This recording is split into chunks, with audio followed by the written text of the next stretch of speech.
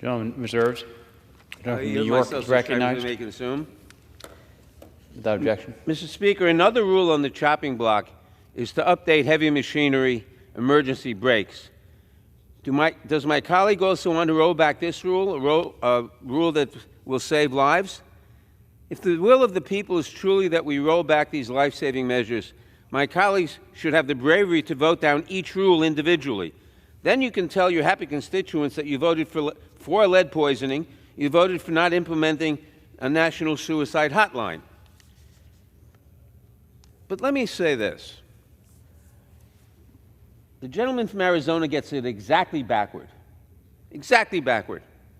First of all, he says the cost of all the regulations is $1.2 trillion. But what are the benefits?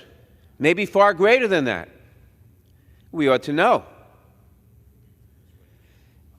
And if you find a rule that you think is wrong, if you think the costs of this rule outweigh the benefits, fine, bring a CRA to the floor. But that's not what this bill does. This bill says, don't bring a CRA to the floor. Bring a combination of 25 or 30 CRAs to the floor so that you can't examine them individually. Maybe some of them make sense. Maybe in some cases the regulation outweighs the benefits, or the cost outweighs the benefits. Maybe in other cases, a different regulation, the benefits outweigh the costs. Look at it at an individual CRA. That's why the CRA process was designed. What this bill does is to upend that process by saying we're not going to look at the individual regulation, we're not going to look at the individual CRA, we're going to put 25 or 30 or 40 or 50 or 100 CRAs together in one vote with presumably an hour of debate on the floor. It's saying you can't look at the merits. That makes no sense. I reserve. Gentleman reserves. Gentleman from Arizona is recognized. Thank you, Mr. Speaker. So when the gentleman from New York says, we ought to know what's in the rule, he doesn't know diddly crap about the lead pipe rule that he keeps referring to. He doesn't know diddly about any of these other rules. He's admitted that.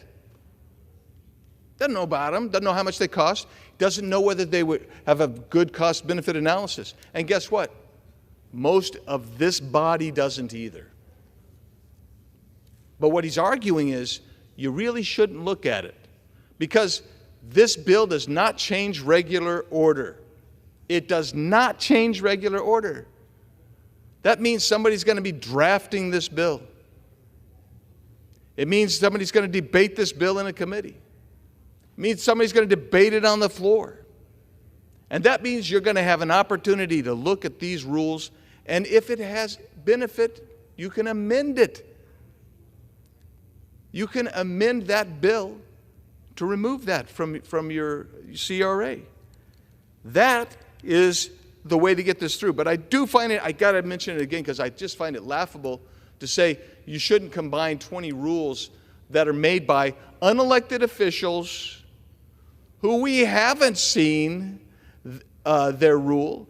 We haven't participated in their rulemaking process generically. That's normal. And then stand up here and tell us we shouldn't have that look back. We shouldn't do that.